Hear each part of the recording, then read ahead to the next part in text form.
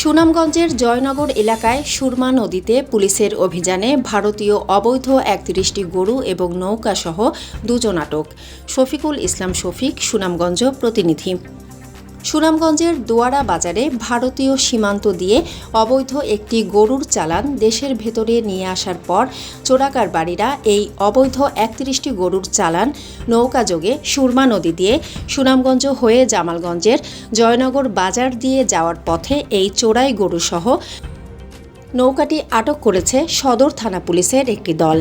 আজ বুধবার বিকেলে সুনামগঞ্জ সদর থানার এসআই মাহমুদুল হাসানের নেতৃত্বে পুলিশের একটি দল গোপন সংবাদের ভিত্তিতে সুনামগঞ্জ থেকে সুরমা নদী দিয়ে জামালগঞ্জের জয়নগর এলাকায় যাওয়ার সময় জয়নগর বাজারের নদীতে চোরাকারবারি চক্রের 2 চোরাকারবারি এবং অবৈধ ৩১টি ভারতীয় গরুর চালান সহ নৌকাটি আটক করে।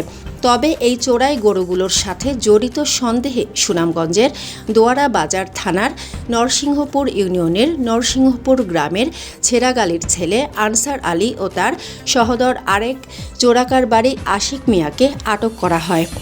খবর পেয়ে সুনামগঞ্জ সদর থানার অফিসার ইনচার্জ মোহাম্মদ রতন শেখ ঘটনাস্থলে গিয়ে গরুসহ দুজনকে আটক করে নিয়ে আসেন। তবে আটককৃত ইঞ্জিন চালিত নৌকাসহ ৩১টি গরুর মূল্য আনুমানিক ৩০ লাখ টাকা হবে।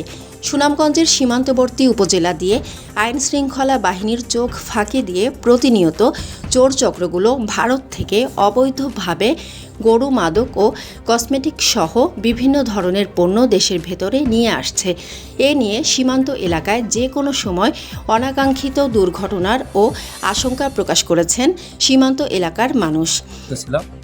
আমি এখানে আসার পর প্রথমে 2টা জিনিস আমরা একেবারে নিষিদ্ধ ঘোষণা করতে চাচ্ছি এবং আমাদের ঊর্ধ্বতন অফিসাররা যে আমাদেরকে বলছে যেখানে মাদক এবং চোরাচালান যাতে নির্মূল করা যায় সেই কাজ আমরা করছি।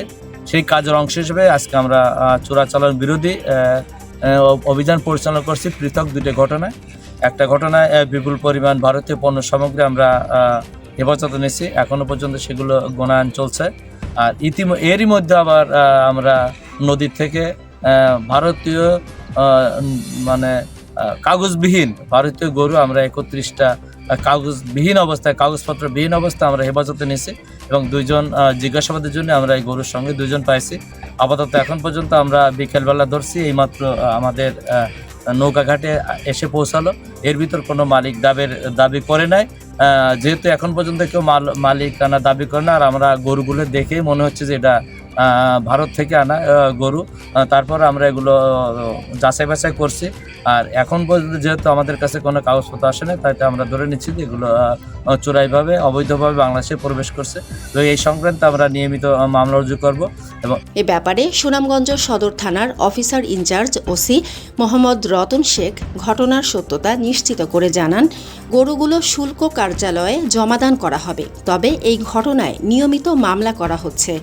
যদি কমানো যায়, কাস্টমার্সের মাধ্যমে যদি বিক্রয় করে টাকাটা রেখে দেওয়া যায়, সেইটা আপনারা আমাদেরকে পরামর্শ দিচ্ছেন। আপনাদের পরামর্শ আমরা গুরুত্ব সহকারে বিবেচনা করব এবং এই বিষয়টা আমরা আমাদের ঊর্ধ্বতন অফিসারদের সাথে কথা বলে ব্যবস্থা নেব। আপনাদেরকে সবাইকে ধন্যবাদ। আসসালামু আলাইকুম। ধন্যবাদ।